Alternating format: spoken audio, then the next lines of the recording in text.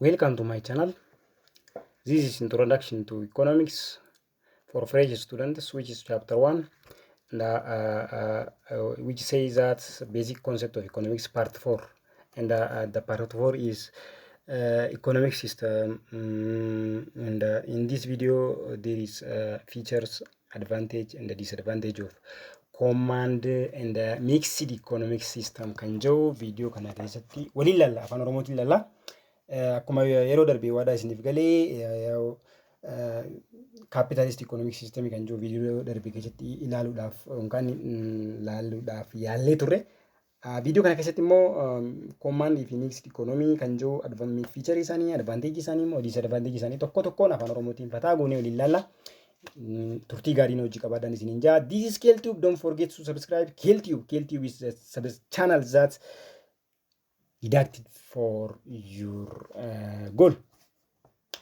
Kana jechuun KLTube subscribe godhuudhaan miseensa ta'uu warra miseensa hin ta'inii command economic system kan jiru kun immoo maal akka ta'e waliin laala. Command economic system also known as socialist economic system jechuudhaan beekaman jechuudha.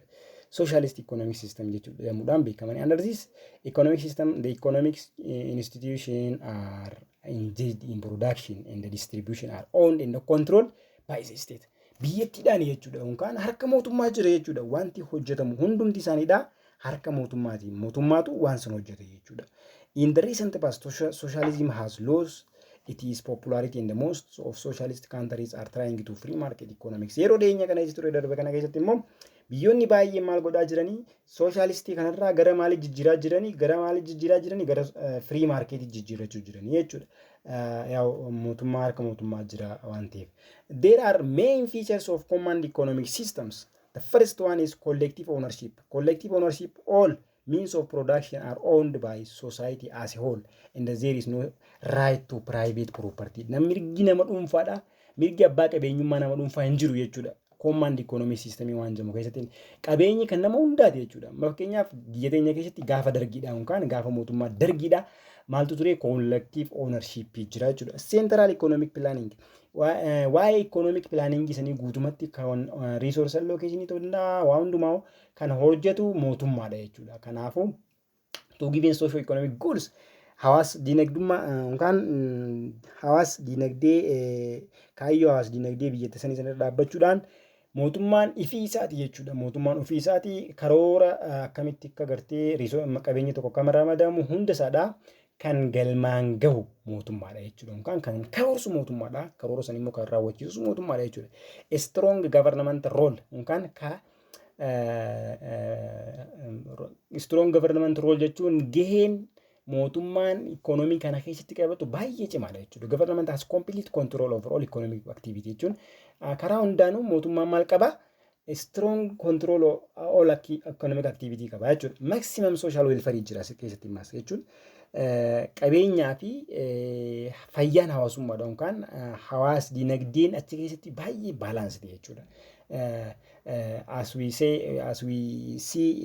we have seen in capitalist economic system, there is no social welfare because all activity of economy is exercised by individual partner. For that matter, there is no social welfare in injury to the but in command economic system, there is maximum social welfare. So maximum social welfare one jamu jira jechuudha. Kanaafuu inni itti aanu immoo relative quality of incomes. Kana jechuun immoo qabeenyi nama hundaadha jechuudha. Qabeenyi nama dhuunfaadhaa waan hin jirreef namni hundinuu relative quality of income qaba jechuudha. Namni hundinuu qabeenya wal qixa ta'e qabaachuu danda'an jechuudha. There is opportunity to have equal incomes for all single individual in that country. Kanaafuu akkasii jennee qabachuu dandeenya. There is advantage of command economic system. Yeah? There is advantage of economic system that it has more important than another economic system. Kajennu yookaan faayidaa command economic system kun economic system birarra adda isa godhu tokko jira. Absence of wasteful competition. There is no place for wasteful use of productive resource through unhealthy competition. Competition yookaan wal dorgommiin faayidaa hin qabne waan faayidaa hin qabne sun kan gartee capital economic system jala laalle sun hin jiru jechuudha as keessa. For that matter, there is no absence of wasteful. Absence jira jechuudha. Wasteful kun maal hin taane hin gubatu jechuudha. Hin qisaasa'u jechuudha. Qabeenyi wal dorgommiidhaaf boosuun hin qabeenyi qisaasa'ummaan qabeenyaadha karaa sababii wal dorgommiitiin dhufu. Ni dabama jechuudha. Balanced economic growth. Kana jechuun immoo maal jechuudha? Balanced economic growth or allocation of resource through centralized planning leads to balanced economic growth. Different regions and different sector of economy can be developed equally. Biyyattii san keessatti geography naa ta'u, class social class naa ta'u, whatever the case, balanced economic growth jira. This is the main advantage of command economic system jechuudha. Don't forget to subscribe our channel. This is KLTube. The another advantage of command economic system is elimination of private monopoly and inequality. Kana jechuun qabeenyi namni dhuunfaatiin qofti hoogganamee harka nama dhuunfaa qofa jiraatee garaagarummaa hiyyeessaa fi abbaa qabeenyaa gidduutti uumuu sun hin jiru jechuudha. Eliminate godha. This is the main advantage is totally about advantage of command economic system. The another concept that we can see in this video is disadvantage of command economic system. Disadvantage of command economic system warri jennuun immoo qorra fidande kophatti jiran jechuudha. Isaan kun immoo maaltu isaan kana akka isaan disadvantage godhu absence of automatic price determination. Kana jechuun akka barbaadetti price tokko determine godhattee lafa kaachuu hin dandeessu. Maaliif price ummaan ati waan tokko oomishuudhaaf qabdu sun is determined or controlled by government. There is no automatic price mechanism hin jiru jechuudha as keessatti. For that matter, there is no automatic price determination waan hin jirre. This is disadvantage of command economic system jechuu dandeenya. Absence of incentives for hard work and efficiency. Kana jechuun immoo incentive yookaan tips kayyannuun san jajjabeessituu nama sirriitti hojjete tokkoof kennamu badhaasni nama hojjete tokko sirriitti hojjete tokkoof kennamu hin jiru jechuudha. Entire system based on bureaucratic and who are considered inefficient in running business. There is no financial incentives for hard work and efficiency. Efficiency, the economic growth relatively is low rate. Is low rate than growth jechuun wanti nama jajjabeessu hin jiru.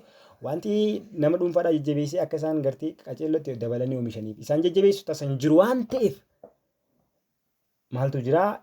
Slow economic system jira. Rate economic growth jira jechuudha. This is main disadvantage of command economic system. The another disadvantage of command economic system is lack of economic freedom. Economic freedom is for consumer, producer, investor, employer is totally absent. And all economic powers are concentrated in hands of governments. Kana jechuun maal jechuudha? Hundumti isaadha harka mootummaa jira. Waan barbaadde bittee waan barbaadde dhiisuu hin dandeessu. Waan barbaadde gurgurattee waan barbaadde dhiisuu hin dandeessu. Because your state of living or your survival is controlled by the government that leads that country. Kana akkasitti qabattan. Red tapism maal la dhibdee jechuudha. Red tapism jechuun maal la dhibdeedhaan jechuun qaani jiraan maal la dhibdeedhaan officialiin fakkeenyaaf kufaatii dargiitiif sababa guddaa kan ta'e red tapism is officially waan jedhanii jira. Kufaatii isaatiif maaltu jira? Red tapism kana jira jechuudha. It is prevalent in command economy because all decisions are made by government official. Isaanii waan hoogganamuuf maaltu jira? Mala dibde jira jechuudha. This is KLTube. Don't forget to subscribe our channel. And the course is introduction to economics in the chapter 1, which says basic concept of economics. And jawda lalu jira video irraan tana part 4 chapter 1 idati command economic system fi mixed economic system lalu dafi command economic system fi amma jenne kana feature isaati fi advantage disadvantage isaadha tokko tokko lalu dafi yaalle turre isatti aanummoo maal lala inni itti aanummoo maal jaa command economic system versus free market economic system, which is known as mixed economic system jedhamuudhaan inni sadaffaa fi inni dhumaadha maal jaa mixed economic system. A mixed economic system attempts to combine advantage of both capitalist economic and the command economy. Advantage capitalist economic system TV command economic system ila kana wali qabeti incorporate gole some feature of both allows private and public sector to coexist akka garte hawaasni fi mootummaa fi akkasumatti illee namni dhuunfaadha dhaabbileen dhuunfaadha walii wajjin taanii galma tokko gahuu danda'an kan gargaaru jechuudha isaan kun mixed walii godhee. The main feature of mixed economic system is the first one is coexistence of public and private sector. Sektarri dhuunfaatii fi sektarri hawaasummaadha yookaan sektarri mootummaatii fi sektarri dhuunfaatis walii wajjin coexist ta'ee hojjeta. Public and private sector coexist in these systems. Their respective roles and aims are well defined in industry of national and strategic importance such as heavy and basic industries defines production, power generation, etc. are set up in the public sector, whereas consumer goods industry and small scale industry are developed through private sector. Kana jechuun maal jechuudha? Waan hundinuu akkaataatti guddatu qaba. Wanti seektara mootummaa jala ta'uu qabu seektara mootummaa jala ta'uu qaba. Wanti seektara dhuunfaa jala ta'uu qabu immoo seektara dhuunfaa jala ta'u. Akkaataa faayidaa isaatiin coexist godhanii jiraachuu qaban janii warra amananidha jechuudha. Mixed economic system. The first main feature is what? Coexistence of public and private sector. Another feature of mixed economic system is economic welfare. Economic welfare is most important criteria of success of mixed economy. Mixed economy kun daddafee akka inni godhatu wantoonni taasisan keessaa maaltudha? Economic welfare jiraachuu isaa kana jechuudha. Public sector tries to remove regional imbalance. Sektarri mootummaadhaa yeroo baay'ee maaltu jira regional imbalance yookaan garaagarummaan naannoo fi naannoo jidduutti uumamee biyyattii san keessatti akka gartee biyyi tokko qaceelloo naannoon tokko qaceelloo guddatee naannoon tokko immoo qaceellootti osoo hin guddatiin hiyyummaa keessa akka hin turreef kaayyoon inni guddaan godhu maalidha? Remove godha jechuun imbalance kana. Provide large employment opportunity and seek economic welfare through its price policy. Karaa priceetiin maal godha? Balance godha jechuun mootummaan gidduu galee akka gartee naannoon tokko hin caalle. Because it is what? Mixed economy jechuudha. Government control over private sector leads to economic welfare in the society at large. Kana jechuun maal jechuudha? Qabeenyaan namni dhuunfaa tokko faayidaa samii kan dayine maal godha? Price fixation fa'aa taaksii fa'aa fuudha intervene at necessary step jechuudha. Bikka barbaachisetti nama dhuunfaatiin atis taa'ee immoo isaan lachuutu walitti araarsa jechuudha. Economic planning. This is another feature of economic system.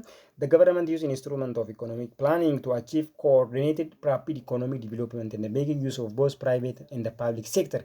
Isaan kana lachuutu walitti deebisee bifa barbaachisuun jechuudha. Economic planning jechuun bikka mootummaan ilaalatutti mootummaa karoorfataa bikka immoo dhaabbilee dhuunfaa ilaalatutti dhaabbilee dhuunfaatii karoorfataa jechuudha. There is also price mechanisms which is price operator for goods produced in private sector but not essential commodity and goods produced in public sector. Kana jechuun price mechanismiin kun kan gartee nama dhuunfaatiif qaceelloo barbaachisaa ta'anii fi immoo hawaasa keessatti dilas bara hin barbaachisne san nama dhuunfaatiif price mechanism. This price defined as regulated by government. Defined and regulated by government. Kan immoo defined fi regulated ta'u mootummaadhaan jechuudha price mechanismiin kun. Economic equality jira. Economic equality jechuun there is economic equality between poor and rich citizen isaan kaatare jechuun qabeenyi nama dhuunfaadhaa guddaa yoo ta'e gatii guddaa kafala taaksii guddaa kafala garuu immoo qabeenyi namni tokko qabeenyi isaa xiqqaa ta'e akkasuma immoo relatively qabeenyi isaa dhaasante akka qabeenyi isaa dabaleen immoo taaksiin isaatis dabalaa ta'e this is economic equality. The another main concept that you can find in this video is advantage of mixed economic system jedhuudhaan warri jiranidha. Private property, profit motives and price mechanisms all are advantage of capitalist economic systems such as right to private property, motivations through profit motives and control economic activities through the price mechanism are available in mixed economic system. Isaan kun hundumti isaaniidha maalidha? Mixed economic system kan capitalism jala turan. Private property, profit motive, price mechanism warri jennuun kun hundi advantage eenyuti? Capitalism jala turan.